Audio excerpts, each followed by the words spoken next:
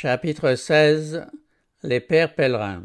Tout en renonçant aux doctrines du catholicisme, les réformateurs anglais avaient retenu plusieurs formes de son culte et l'Église anglicane avait incorporé à son rituel beaucoup de ses coutumes et de ses cérémonies. On prétendait que ces questions n'avaient rien à voir avec la conscience, que ces rites, sans être enjoints par les Écritures, n'étaient pas non plus interdits et que par conséquent ils étaient sans danger. On assurait que leur observance tendait à atténuer la distance séparant Rome des églises réformées et qu'elle aiderait les catholiques à accepter la réforme. Pour les conservateurs et les opportunistes, l'argument était concluant. Mais tous n'envisageaient pas les choses sous cet angle. Le fait même que ces observances tendaient à combler l'abîme entre Rome et la réforme était pour plusieurs une excellente raison de les proscrire. Ils les considéraient comme des insignes de l'esclavage auquel ils venaient d'échapper et sous lequel ils n'étaient nullement disposés à se replacer. Ils affirmaient que les règles du culte ayant été fixées par Dieu, son peuple n'a pas le droit d'y ajouter ou d'en retrancher quoi que ce soit. Le premier pas dans l'apostasie a été la conséquence du désir de joindre l'autorité de l'Église à celle de Dieu. Rome a commencé par prescrire ce que Dieu n'a pas défendu, et elle a fini par interdire ce qu'il a expressément ordonné. Bien des gens qui désiraient ardemment remonter à la pureté et à la simplicité de la primitive Église voyaient dans plusieurs des usages de l'Église anglicane des vestiges d'idolâtrie et ne pouvaient en conscience participer à son culte. De son côté, l'Église, appuyée par l'autorité civile, ne voulait souffrir aucune dissidence. La fréquentation de ces offices était exigée par la loi, et ceux qui participaient à des cultes non autorisés étaient passibles de peines d'emprisonnement, d'exil ou de mort. Au commencement du XVIIe siècle, le souverain qui venait de monter sur le trône d'Angleterre se déclara résolu à contraindre les puritains à se conformer sous peine de bannissement ou de quelque chose de pire. Pour chasser, persécuter, emprisonner, sans espoir d'un avenir meilleur, plusieurs en arrivèrent à la conclusion que l'Angleterre n'était plus habitable pour ceux qui voulaient servir Dieu selon leur conscience. Quelques-uns se décidèrent à aller chercher un refuge en Hollande. Arrêtés par les difficultés, par des pertes matérielles, par des séjours en prison, par des échecs et des trahisons, ils finirent par triompher grâce à leur indomptable persévérance et trouvèrent asile sur les rives hospitalières de la République des Pays-Bas. Dans leur fuite, ils avaient abandonné leurs maisons, leurs biens et leurs moyens d'existence. Étrangers à ce pays dont ils ne connaissaient ni la langue ni les usages, ils durent, pour gagner leur pain, chercher des occupations nouvelles. Des hommes d'âge mûr, qui avaient passé leur vie à cultiver le sol, se virent obligés d'apprendre des métiers et le firent volontiers. Bien que réduits à l'indigence, ils remerciaient Dieu des bienfaits dont ils jouissaient, trouvant leur joie dans la libre pratique de leur foi. Se sachant pèlerins, ils ne se mettaient en peine de rien et se consolaient en levant les yeux vers le ciel, leur patrie la plus chère. L'exil et l'adversité ne faisaient que fortifier leur foi dans les promesses de celui qui ne les décevait pas au moment du besoin. Ces anges, à leur côté, renouvelaient et soutenaient leur courage. Aussi, lorsqu'il leur sembla que la main de Dieu leur ouvrait, au-delà des mers, un pays où ils pourraient fonder un État et léguer à leurs enfants le précieux héritage de la liberté religieuse, prirent-ils sans hésiter le chemin que la Providence leur indiquait. Dieu avait fait passer le petit troupeau par la fournaise de l'épreuve afin de le préparer à l'accomplissement d'un grand dessein. Il était sur le point de manifester sa puissance en sa faveur et de prouver au monde, une fois de plus, qu'il n'abandonne pas ceux qui mettent en lui leur confiance. La colère de Satan et les complots des méchants allaient servir à glorifier Dieu et à mettre son peuple en lieu sûr. La persécution et l'exil avaient préparé le chemin de la liberté. Lorsqu'ils s'étaient vus dans la nécessité de quitter l'Église anglicane, les puritains s'étaient unis entre eux par un pacte solennel. Libres serviteurs de l'Éternel, ils s'engageaient à marcher ensemble dans toutes les voies que Dieu leur avait fait connaître ou qu'il leur ferait connaître par la suite. C'était le véritable esprit de la Réforme, le principe vital du protestantisme que les pèlerins emportaient avec eux en quittant la Hollande à destination du Nouveau Monde. John Robinson, leur pasteur, empêché providentiellement de les accompagner, leur dit dans son discours d'adieu « Mes frères, nous sommes sur le point de nous séparer, et Dieu sait s'il me sera jamais donné de vous revoir. Que le Seigneur en ait ainsi décidé ou non, je vous conjure devant Dieu et devant ses saints anges de ne me suivre que dans la mesure où j'ai suivi Jésus-Christ. Si, par quelque autre instrument de son choix, Dieu venait à vous faire quelque révélation, accueillez-la avec le même empressement que vous avez mis à recevoir la vérité par mon ministère, car je suis persuadé que le Seigneur fera encore jaillir de sa parole de nouvelles vérités et de nouvelles lumières. Pour ma part, je ne saurais assez regretter la condition des églises réformées qui, ayant parcouru un certain bout de chemin dans la réforme, se refusent à faire un pas de plus que leur guide. On ne peut persuader les luthériens de faire un pas plus loin que Luther. Et les calvinistes, vous le voyez, en restent là où les a laissés le grand réformateur, qui, cependant, n'a pas tout vu. C'est un malheur qu'on ne saurait trop déplorer, car si ces hommes ont été en leur temps des lampes brillantes, ils n'ont pas connu tout le conseil de Dieu. Et s'ils vivaient aujourd'hui, ils accepteraient de nouvelles lumières avec autant d'empressement que celles qu'ils ont proclamées. Souvenez-vous de votre engagement envers Dieu et vos frères, de recevoir tout rayon de lumière, toute vérité qui, de sa parole, pourrait jaillir sur votre sentier, car il n'est pas possible que le monde chrétien, si récemment sorti de ténèbres profondes, soit parvenu d'un seul coup à la plénitude de la lumière. Mais prenez aussi garde à ce que vous recevez comme la vérité. Ayez bien soin de tout comparer avec les textes de l'Écriture. C'est l'amour de la liberté de conscience qui poussa les pèlerins à affronter les périls d'un long voyage à travers les mers, à braver les privations et les dangers d'un pays désert, pour aller jeter avec la bénédiction de Dieu les fondements d'une puissante nation sur les rivages de l'Amérique. Et pourtant, malgré leur sincérité et leur piété, ces chrétiens n'avaient pas encore réellement compris le principe de la liberté religieuse. Ils n'étaient pas disposés à concéder à d'autres cette liberté à laquelle ils attachaient un si grand prix. Rares étaient, même parmi les penseurs les plus éminents du XVIIe siècle, ceux qui s'étaient élevés à la hauteur du grand principe renfermé dans le Nouveau Testament et d'après lequel Dieu est le seul juge de la foi.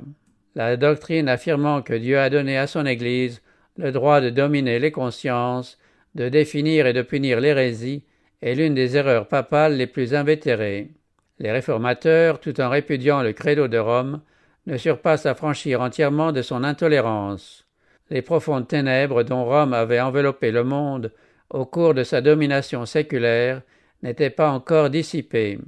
L'un des principaux pasteurs de la colonie de la baie du Massachusetts disait « C'est la tolérance qui a rendu le monde antichrétien.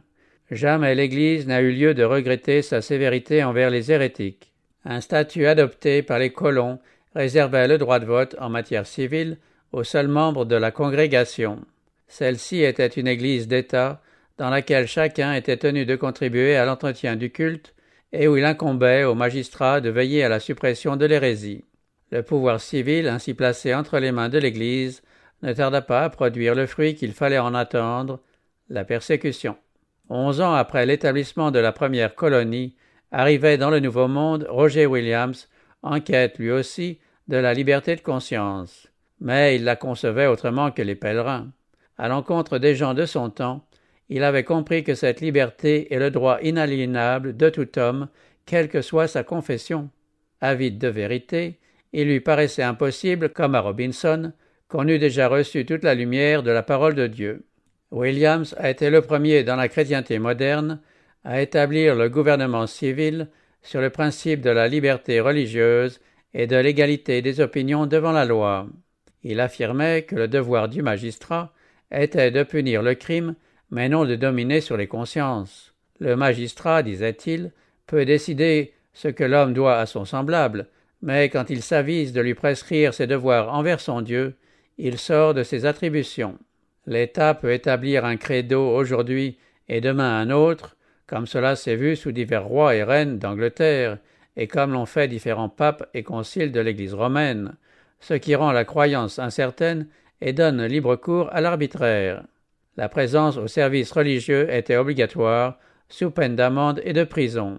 Williams bravait cette loi, qu'il appelait le pire article de la loi anglaise. Forcer un homme à adorer Dieu avec des personnes ne partageant pas ses croyances, C'était, selon lui, une violation flagrante du droit privé.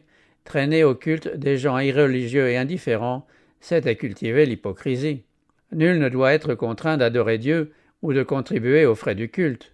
Quoi, s'écriaient ses antagonistes, scandalisés de sa doctrine, Jésus ne dit-il pas que l'ouvrier mérite d'être nourri? Assurément, répliquait-il, mais par ceux qui l'emploient. Roger Williams était reconnu et aimé comme un fidèle ministre de l'Évangile.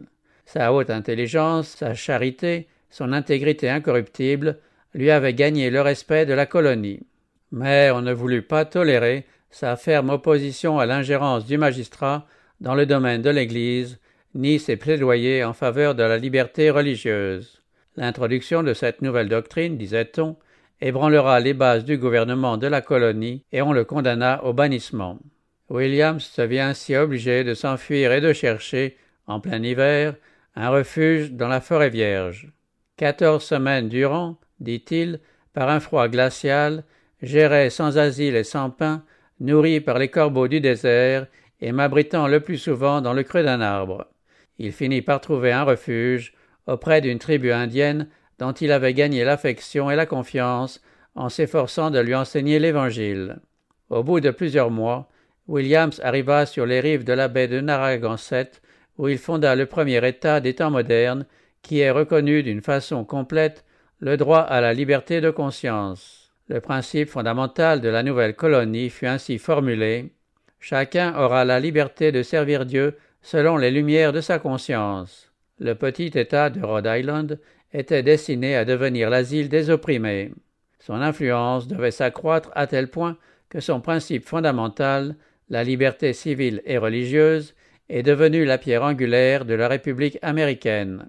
Dans la Déclaration de l'Indépendance, auguste document dont ils ont fait la charte de leur liberté, à titre de vérité évidente que tous les hommes sont créés égaux et que le Créateur leur a donné des droits inaliénables parmi lesquels se trouvent la vie, la liberté et la recherche du bonheur. D'autre part, la Constitution américaine garantit l'inviolabilité de la conscience dans les termes les plus positifs. Elle dit « Aucune formalité ou croyance religieuse ne pourra jamais être exigée comme condition d'aptitude à une fonction ou charge publique aux États-Unis.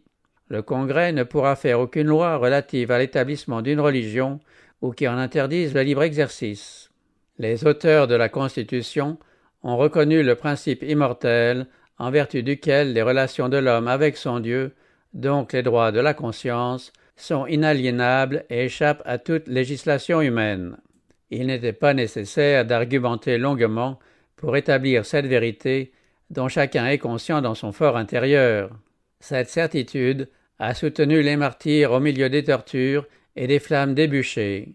Ils croyaient que les devoirs envers Dieu priment les lois humaines et que l'homme n'avait aucun droit sur leur conscience. C'est là un principe inné que personne ne peut extirper. Lorsqu'on apprit en Europe qu'il existait un pays où chacun pouvait jouir du fruit de ses labeurs et vivre selon sa conscience, des milliers de gens affluèrent sur les rivages du Nouveau Monde. Les colonies se multiplièrent rapidement. Par une loi spéciale, le Massachusetts offrit bon accueil et assistance, aux frais de l'État, aux chrétiens de toute nationalité qui fuiraient à travers l'Atlantique pour échapper à la guerre, à la famine ou à l'oppression de leurs persécuteurs. Ainsi, les fugitifs et les opprimés devenaient, de par la loi, les hôtes de la nation. Dans les 20 années qui suivirent le premier débarquement à Plymouth, un nombre égal de milliers de pèlerins s'établirent en Nouvelle-Angleterre. En retour de cette liberté, les immigrants s'estimaient heureux de gagner leur pain quotidien par leur travail et leur sobriété. Ils ne demandaient au sol qu'une rémunération raisonnable de leur labeur. Sans se laisser leurrer par des visions dorées, ils se contentaient des progrès lents mais constants de leur économie sociale. Ils enduraient patiemment les privations de la vie du désert, arrosant de leur lame et de leur sueur l'arbre de la liberté qui enfonçait dans le sol ses profondes racines. L'Écriture sainte était la base de leur foi, la source de leur sagesse, la charte de leur liberté. Ces principes, diligemment enseignés dans la famille, à l'école et à l'Église, portaient comme fruit l'industrie, l'intelligence, la chasteté, la tempérance. On eût pu passer des années dans les colonies des puritains sans rencontrer un ivrogne, sans entendre un blasphème, sans voir un mendiant. Ce fait démontrait que les principes de la Bible offrent les plus sûres garanties de la grandeur nationale. Les colonies, d'abord faibles et isolées, finirent par devenir une puissante fédération d'États, et le monde a vu avec étonnement se développer dans la paix et la prospérité une Église sans pape et un État sans roi. Mais les foules sans cesse plus nombreuses, attirées vers les rives de l'Amérique, étaient poussées par des mobiles bien différents de ceux des premiers pèlerins. La foi et les vertus des premiers temps, bien que continuant à exercer sur la masse une influence bienfaisante, diminuèrent dans la mesure où augmentait le nombre des nouveaux venus, uniquement avides d'avantages matériels. Les règlements de la première colonie attribuaient les charges publiques aux seuls membres de l'Église. Les résultats en furent pernicieux. Cette mesure, considérée comme propre à maintenir l'intégrité de l'État, entraîna la corruption de l'Église. Une simple profession de religion étant suffisante pour aspirer à une charge publique, un grand nombre de gens étrangers à la vie chrétienne entrèrent dans l'Église. Peu à peu, les églises se remplirent d'inconvertis. Dans le corps pastoral même, des hommes non seulement enseignaient l'erreur, mais ignoraient entièrement la puissance transformatrice du Saint-Esprit. Une fois de plus, l'histoire démontrait les funestes conséquences du régime, introduit sous Constantin, de l'édification, avec l'appui du pouvoir séculier, de l'Église de celui qui a dit « Mon royaume n'est pas de ce monde ». L'union de l'Église et de l'État, à quelque degré que ce soit, si elle paraît rapprocher le monde de l'Église, n'a en réalité d'autre conséquence que de mondaniser l'Église. Le grand principe si noblement soutenu par Robinson et Roger Williams, à savoir que la lumière de la vérité est progressive et que le chrétien doit se tenir prêt à recevoir tout rayon nouveau émanant de la parole de Dieu, fut perdu de vue par leurs descendants. Les églises protestantes d'Amérique, comme aussi celles d'Europe, qui ont eu l'insigne privilège de participer aux bienfaits de la Réforme, n'ont pas continué d'avancer dans cette voie. De loin en loin, des hommes se sont levés pour proclamer des vérités nouvelles et dénoncer d'anciennes erreurs. Mais les masses, suivant l'exemple des Juifs au temps de Jésus et des peuples restés catholiques au XVIe siècle, n'ont pas voulu recevoir autre chose que ce que leur père avait cru et se sont refusés à modifier leur manière de vivre. En s'attachant à des erreurs et à des superstitions qu'on eût délaissées si l'on avait reçu les lumières de la parole de Dieu, on a fait dégénérer la religion en formalisme. Ainsi, l'esprit de la Réforme s'est graduellement affaibli. Envahi par la mondanité et la torpeur spirituelle, attaché à l'opinion publique et aux théories humaines, le protestantisme en est venu à avoir tout aussi besoin de réformes que le catholicisme au jour de Luther. La vaste diffusion des Écritures, au commencement du XIXe siècle, et la grande lumière ainsi répandue sur le monde, n'ont pas été suivies d'un progrès correspondant dans la vérité révélée ou la vie religieuse. Ne pouvant plus, comme dans les siècles passés, cacher au monde la parole de Dieu désormais à la portée de tous, Satan a imaginé une tactique nouvelle. Il a poussé un grand nombre de gens à faire peu de cas de la Bible. Ainsi, sans se mettre en peine d'interroger diligemment les Écritures, on a continué d'en accepter de fausses interprétations et de conserver des doctrines dépourvues de base scripturaire. Voyant qu'il ne réussirait pas à supprimer la vérité par la persécution, Satan a eu de nouveaux recours à l'expédient des compromis qui lui avait si bien réussi au jour de Constantin et qui avait abouti à la grande apostasie.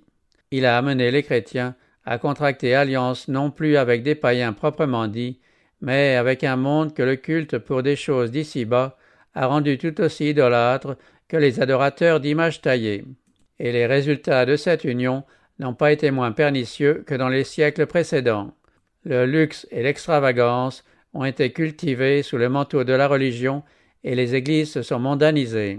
Satan a continué de pervertir les enseignements de l'Écriture. Des traditions funestes à des millions d'âmes ont jeté de profondes racines dans les cœurs et l'Église, au lieu de maintenir la foi primitive, a soutenu et revendiqué ces traditions. Ainsi se sont effrités les principes en faveur desquels les réformateurs ont tant travaillé et tant souffert.